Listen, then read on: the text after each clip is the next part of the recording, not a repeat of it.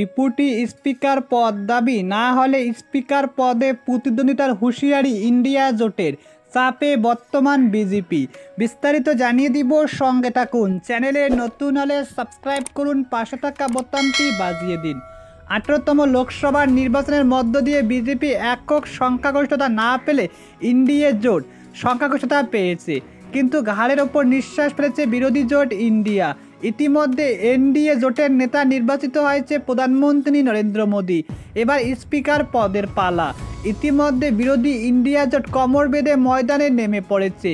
সংবাদে জানা গিয়েছে, তাদের মধ্যে ডেপুটি স্পিকার পদ বরাদ্দ না হলে তারা 18তম লোকসভা স্পিকারের জন্য প্রতিদ্বন্দ্বিতা করবে, এমনটাই ইতিমধ্যে ঘোষণা।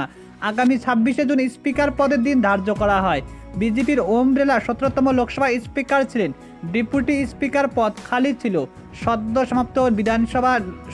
সমাপ্ত লোকসভা নির্বাচনে প্রাক্তন স্পিকার ওম বিড়লা রাজস্থানের কোটা কেন্দ্র থেকে বিজেপি দলের প্রার্থী হিসেবে নির্বাচিত হয়েছে। রাষ্ট্রপতি লোকসভার কার্যপ্রণালী এবং কার্যপরিণাম বিধির 7 বিধির উপবিধি 1 অনুযায়ী স্পিকার পদের জন্য বুধবার 26শে জুন 2024 ধার্য করেছে। লোকসভা সচিবালয় থেকে এক বিবৃতিতে একথা জানিয়ে দেওয়া হয়।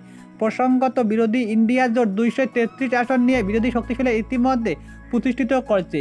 ন্যাশনাল ডেমোক্রেটিক অ্যালায়েন্স এনডিএ টানা তৃতীয়বারের জন্য সরকার গঠন করে। এনডিএ জোট এবং ইন্ডিয়া জোট উভয় স্পিকার পদের জন্য আগ্রহী, কারণ লোকসভার আইনি প্রক্রিয়া নিয়ন্ত্রণ করে।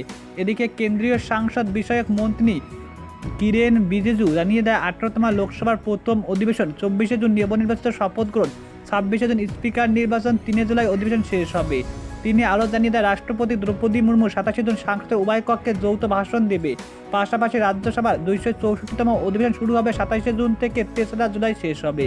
বিগত লোকসভা ইতিমধ্যে শেষ অধিবেশন বাজেট 2024 31শে জানুয়ারি শুরু হয়েছে, শেষ হয়েছে 10ই ফেব্রুয়ারি। ডেপুটি স্পিকার পদ দাবি না হলে স্পিকার পদে প্রতিদ্বন্দ্বিতা